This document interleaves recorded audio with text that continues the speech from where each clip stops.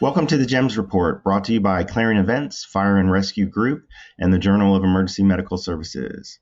My name is Ted Lee, and I'm the editor-in-chief of JEMS Magazine, along with Jeff Frankel, our managing editor.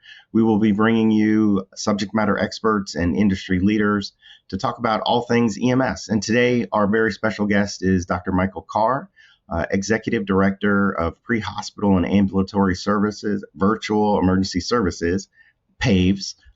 Thank you for joining us today. Thanks for having me. It's great to be here.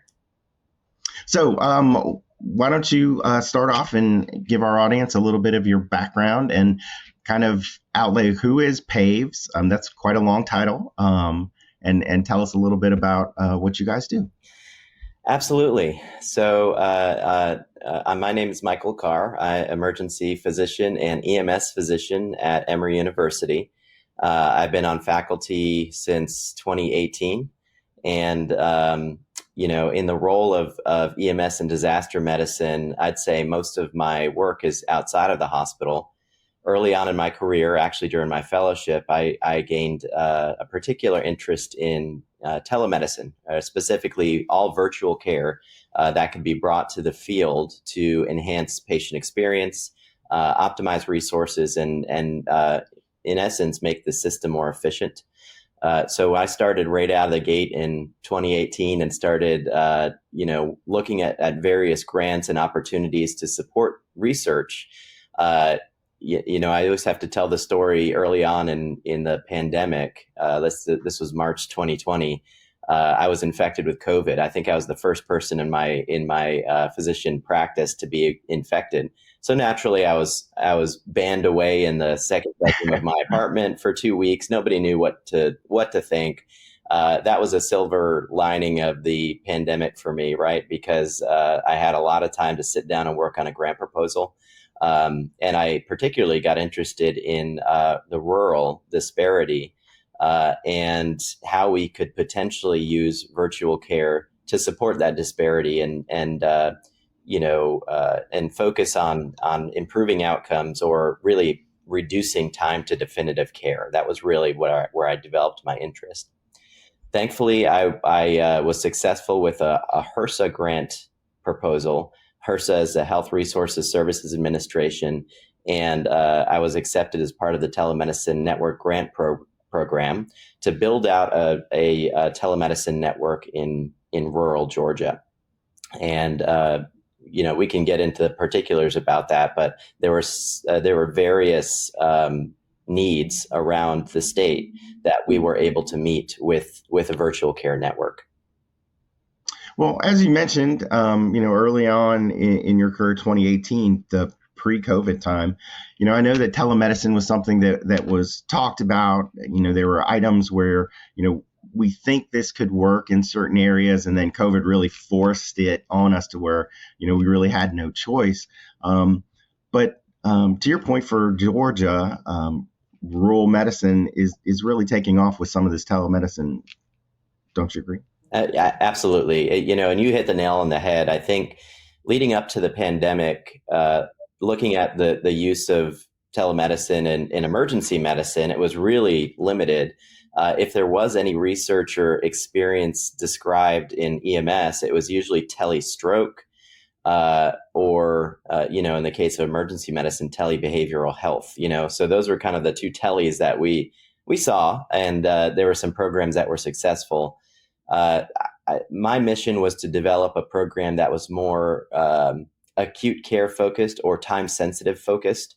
And that was, I would say, that was the difference or the change from what had already been done. But yeah, it's virtual care became a necessity in the pandemic. As you may have noticed, we see that pendulum starting to swing back. So now it's trying to fight to show we actually made an impact and a difference. Right. And it's not easy. Right.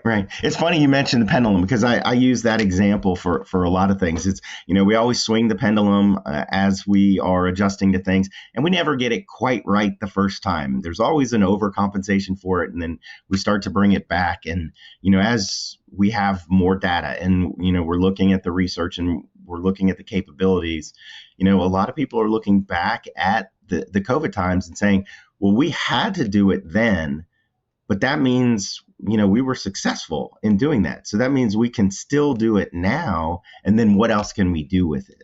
So I'd like to hear, what you guys have worked on and how you're advancing this, from post-COVID, now that we're back into a little bit of normalcy, people trying to get back to what we used to do. Right, absolutely. Yeah. And you say normalcy. I would say most of the conversations about trying to justify the role for virtual care and EMS, everybody's, that's what I hear the most. Oh, we're pretty much back to normal now, right? So, right. If there is any version of normal, to give a little bit of history, in 2021, we deployed our first ambulance in rural Georgia. We had a partnership with an agency that at the beginning of the grant was exclusive. We had 16 counties across the state. And by the way, there are 159 counties in Georgia, and about 75% of them are rural. So we had 16 counties that we partnered with through this EMS agency, where we could deploy telemedicine equipment in the back of ambulances.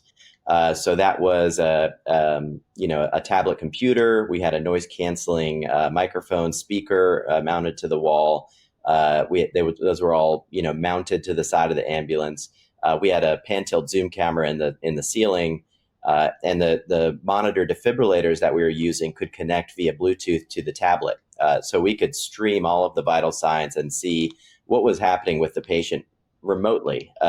When that equipment was installed in several counties, we started to learn there were different needs, and therefore we developed almost different experiences with virtual care. In a nutshell, once the equipment was installed, these are primarily for 911 calls. Crew would respond to a patient with a time-sensitive condition like stroke, STEMI, trauma, and they can call in and speak to a physician up at Emory University, where I work.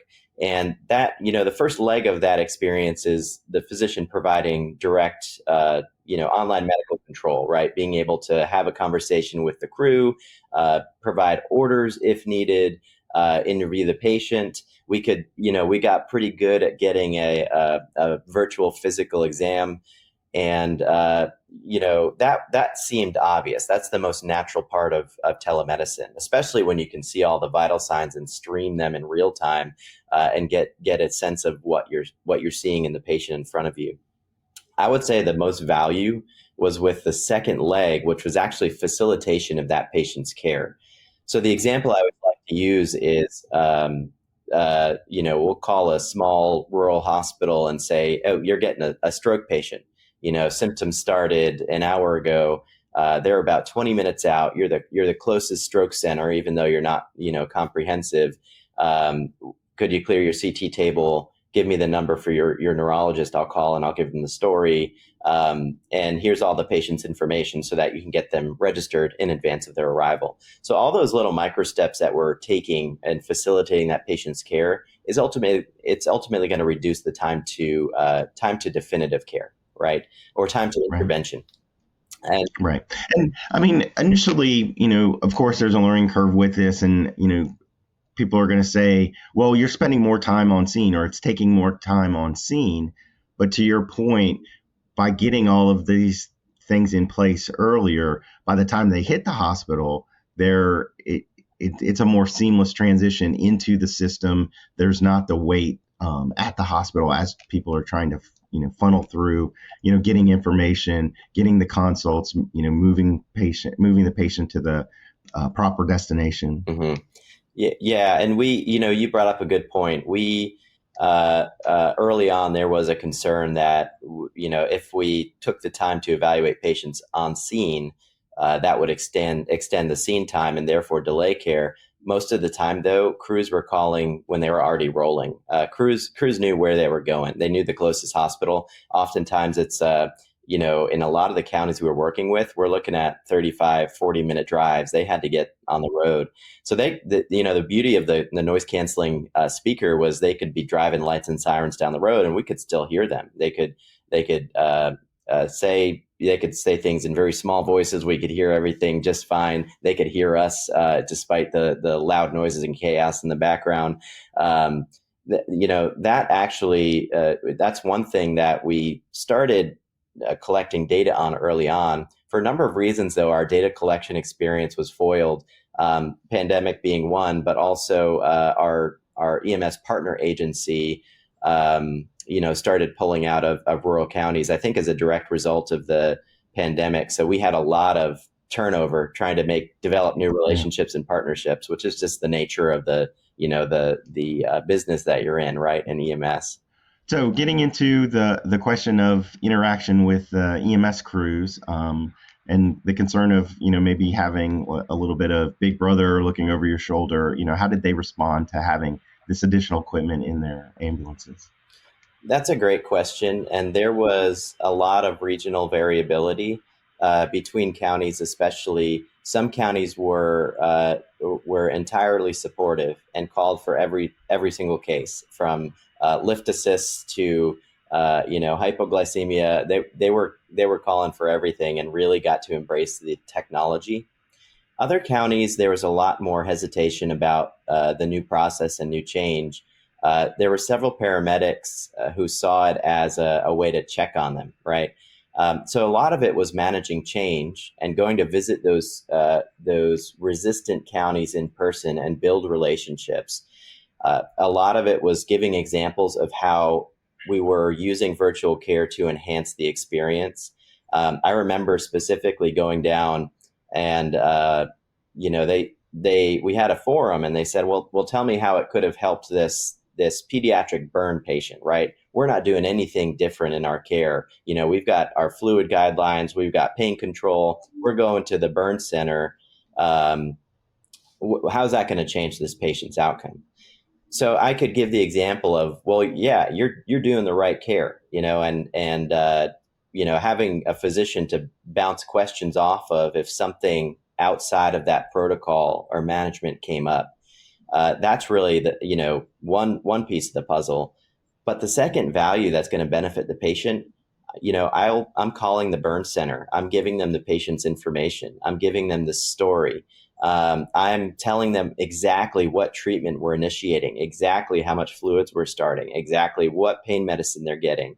If there are any other concerns to the story, those are things that the physician can relay to the receiving team so that they're already ready and they know the story by the time you get there. And our experience, the hospitals really roll out the red carpet when the EMS crew arrives because they're entirely prepared. It seems to be a really positive experience overall. And it took a while for the crews to get that. Right. And I can imagine you mentioned that, some crews, would call in everything and some would call in nothing. And, when it came time to hit that kind of happy medium and everybody was, on board and everybody's flowing through, and I know you probably can't pull these numbers, but about how often were these services being used? And again, there was a lot of variability from county to county. And that goes on to say we actually have different models of deployment now in county to county. So one county, for example, Washington County, they are what we'd call a self-sufficient county. They actually use the physicians at their local county hospital. We set up the connection so that they could call in, report, and that physician who's going to be receiving the patient most of the time could weigh in on their guidance. If there was a subject matter expert need that was not available at that local county, they can loop in the Emory physician who can pull in, a subject matter expert from a tertiary care center. So that model is self-sufficient, and I would say that gets the most volume. They're calling their protocols now are to call for every transport to the hospital. So we could be approaching 100%. And last I checked, anywhere from, depending on the ambulance, 60 to 80, sometimes 160, depending on the volume and ebbs and flows in patients calling 911. That's where we see, pretty good utilization. Right. So how is this impacting? I mean, because when you have quick transports, I would assume that, the benefit of this type of interaction could be limited versus your rural, like you mentioned earlier, ambulances that have 30-minute transports, 40-minute transports to hospitals where they could really benefit from this. Yeah, you hit the nail on the head. The benefit of the system I described, where we've installed equipment in the ambulance, where the physician is providing that conversation and then facilitating care at the hospital. That really only works in a system where you have probably 30 minutes or more of a transport time to get to the closest hospital. There is a role for telemedicine and virtual care in a metro area. We're actually investigating the best use for Metro Atlanta right now. For example, app-based notification of a pre-hospital arrival, right? So you can take out a lot of the phone calls and the phone trees and the handoffs and whatnot by automating the process. And especially in the case of time-sensitive conditions like STEMI, stroke, those specialists who can see the patient, even though they're 12 minutes down the road, can start asking their questions about consenting for cath lab, for TPA, for other interventions, so that this is already done by the time they get to the hospital. That's still going to save time. Right.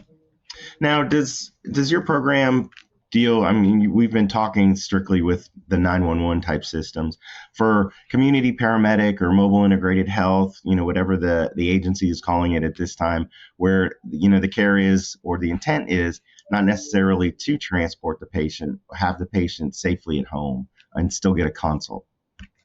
Yes, we have one county, Chatham County, that we are a resource for their mobile integrated health team. And there are plenty of times I would say most recently in the wake of hurricane disasters, where we have Red Cross shelters, and that MIH team is actually deployed helping their enrolled patients who are hanging out at the Red Cross shelters, for example. We could help refill medications. We could weigh in on whether or not patients need to go to the emergency department. They also use us outside of disasters as well. But that's where I see the most utilization so far from those counties. But yes, this is a case use that there's a lot of interest about. And as agencies build MIH and CP programs, this is something that could really tremendously support them. So, I mean, you're located in Georgia, and it seems, as you mentioned, there's a lot of counties that are using this in Georgia. Are you seeing this trend spread throughout the United States? So I'm glad you asked that question. We actually are part of a network now that is ASPR funded. The Southern Regional Disaster Response System is a collaborative effort that is actually led by a PI at Emory University, Dr. Isaacoff, to pull in multi-institutional collaboration and develop resources and augment existing networks and support systems so that in a disaster, things can be mobilized a lot faster. We don't have to wait for, an emergency declaration or federal resources or assets to be deployed. There are mechanisms, for example, now our network as part of this disaster response system can be activated when a small, county has, let's say, a train derailment. We've been called for, mass pesticide exposures, and nobody knew really what to do. We could pull in a toxicologist or subject matter expert for something that that we don't see too often in small communities. That network involvement has allowed us to share our experience across the Southeast. The Southeast HHS. So we could, work with other agencies and hospital systems to deploy a similar model to what we're doing. I've been contacted quite a bit in the recent past about collaborating to build similar programs. I have to say that most of them are still stroke oriented, or they have a very specific question or problem that they're trying to address. So stroke systems for sure. The multi-use network that we are striving for is, I would say, a little more rare. Right. Well, just like with anything else, certain jurisdictions will identify the one need, and kind of dip their toe in it and see, and then it creates the opportunity of, oh wow, this worked so well with this, we could use it here or we could use it there. And as things change and rural medicine changes, you don't have neurology in a local hospital, and then maybe OB goes away from a local hospital, or cardiology goes away from a local hospital, and then we need this as well. Mm-hmm. So adding on to the opportunity. Yeah, it's building those relationships with the small hospital. That's really the core of building out successful programs, right? I mentioned early on we had grant funding, and that grant funding, the initial grant that I described, is actually over now. But we had other grant funded opportunities. We're striving to find different ways to sustain it at the state level. State appropriations. There are various mechanisms to keeping programs like this alive. It's not easy, but once people recognize that value and what you can add, and it's not just a doc in a box, on a screen. There's a lot more happening in the background. That's where I see there's a lot more adaptation of a program like this. Yeah. Well, this sounds great. So in last few minutes that I have you here, where are we going with this? What does the future hold? What's the capabilities, and what do we hope to be able to learn and to advance? Like I said, the key for me is sustaining the network in a multi-use capacity, especially in the setting of disaster response. You want a network that's used every day, so that crews, EMS personnel using it are not trying to pull it out of a closet and hook it up and try to, get it to work when they need it. We want to incorporate virtual care into normal daily interactions in the EMS world. And it's not, again, the message that I try to send it's not replacement. It's not checking up on crews. It's enhancing the care, right? It's facilitating care for that patient, especially in the setting of rural, where 20% of the United States lives in a rural designated county. We see a need for that, and that's where I think virtual care can make a difference. The next steps is trying to figure out how to make it more scalable. So in many counties, we're abandoning the hard install. So the Cadillac version, where we've installed equipment in the back of these ambulances, that's really difficult to sustain.